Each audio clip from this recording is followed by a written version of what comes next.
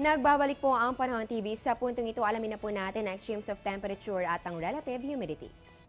Para po sa ating minimum temperature kahapon na itala po ang 22.8 degrees Celsius at ang maximum po ay umabot ng 32.7 degrees Celsius. Yan po ay 1:50 ng hapon. Para naman sa ating relative humidity, ang minimum po ay 59% at ang maximum naman po ay 100%. Yan po ay 2:00 ng madaling araw.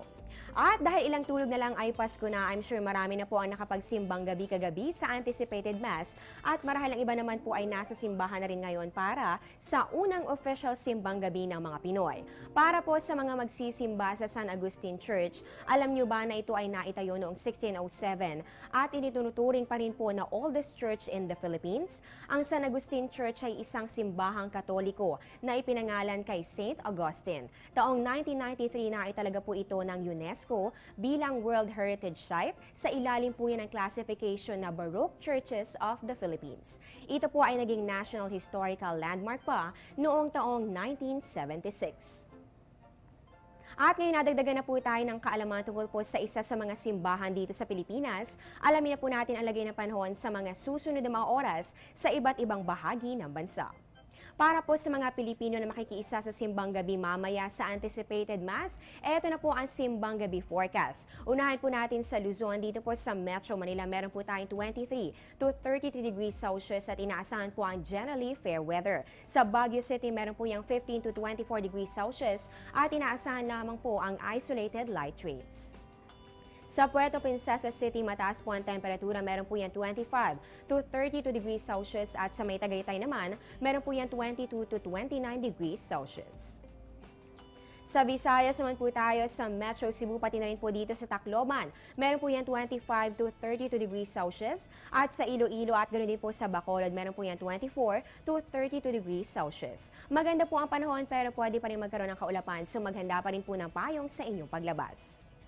And finally, sa may Mindanao area naman sa may Cagayan de Oro, pati na rin po sa Metro Davao at Zamboanga. Magkakapara po ang temperatura ng aabot ng 24 to 32 degrees Celsius at generally good weather naman po kayo maliban na lang po sa may Metro Davao na medyo magiging maulan po sa mga susunod na mga oras. At sa lahat po na magsisimba, wag na wag pong kakalimutan ng mga payong at hindi lang yan magdala rin po ng jacket dahil malamig po sa gabi o kaya naman ay sa madaling araw. At ngayon naman po oras na para sa ating Christmas trivia. Sino po sa inyo ang nasasabik sa Pasko dahil po sa puto bumbong? Naku, mukhang pareho po tayo, masarap po talaga ang puto bumbong. Ang puto bumbong ay isang delicacy ng mga Pilipino na kadalasang inihahanda tuwing magpapasko na.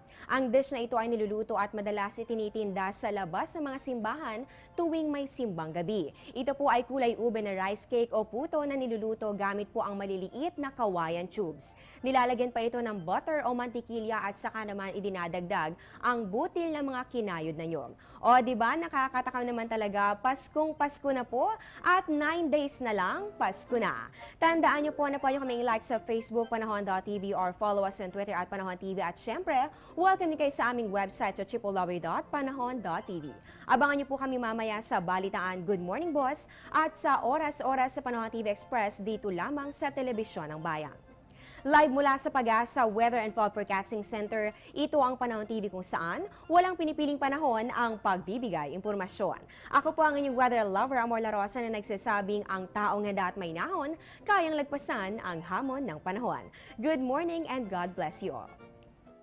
Ang programang ito ay hatid sa inyo ng Air 21. Sagot ko, padala mo!